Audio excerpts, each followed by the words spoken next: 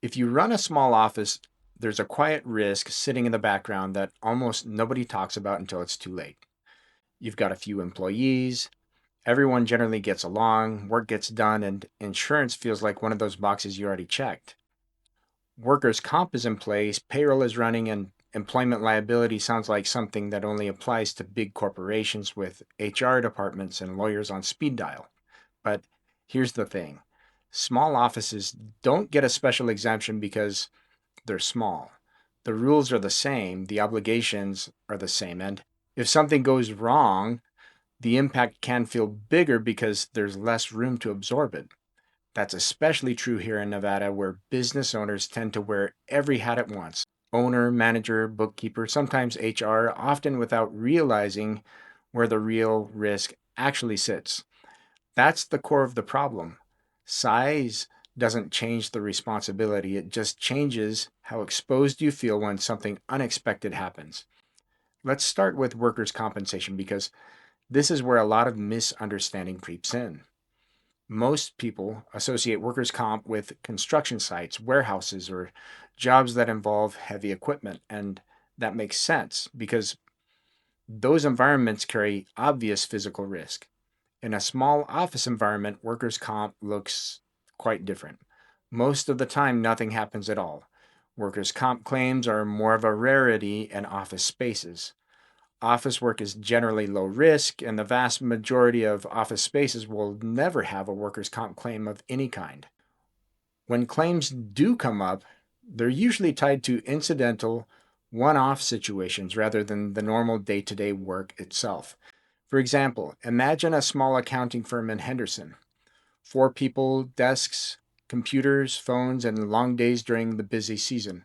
Nothing about that feels risky, but one morning after the office kitchen was mopped, an employee slips on the floor. It's not dramatic, no emergency room, no chaos, but the injury is work related, so a workers' comp claim exists.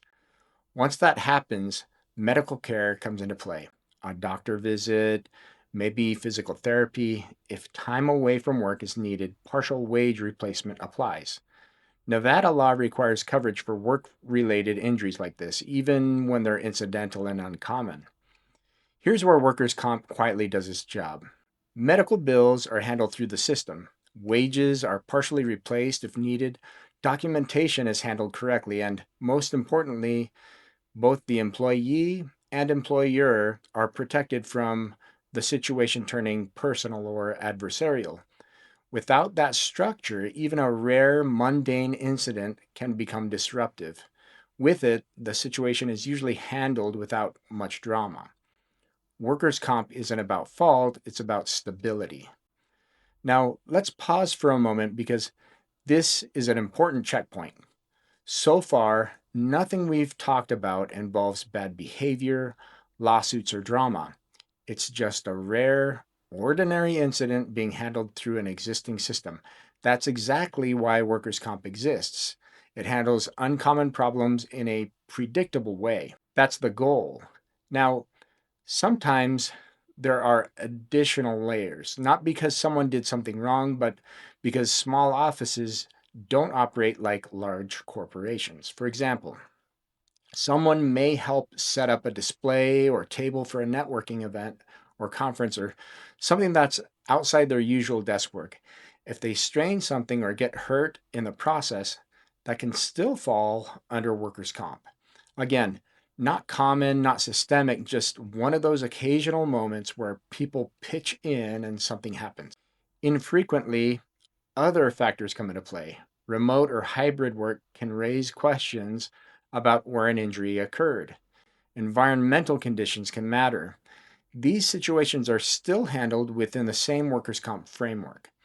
They're rare, but the system is designed to address them when they do arise.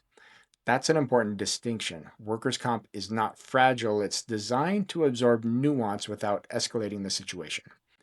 Workers' comp works best when coverage matches how people actually work. Now let's shift to the other side of this conversation because this is where many small office owners feel less confident: employment related claims. Employment Practices Liability Insurance, or EPLI, doesn't exist because employers are careless or employees are dishonest. It exists because human relationships are messy and business decisions don't always land the way we intend them to.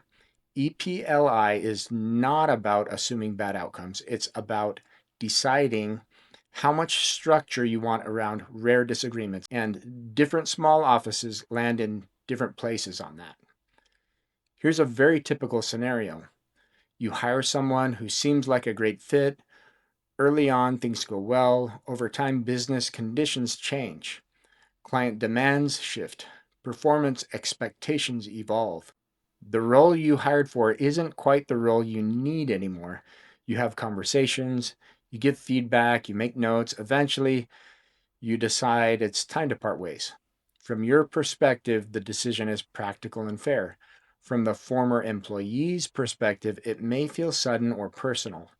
Weeks later, you receive a letter alleging wrongful termination or discrimination. This is where intent and purpose diverge. You didn't act with malice, but allegations are not evaluated based on intent alone. They're evaluated based on how decisions are documented, communicated, and perceived.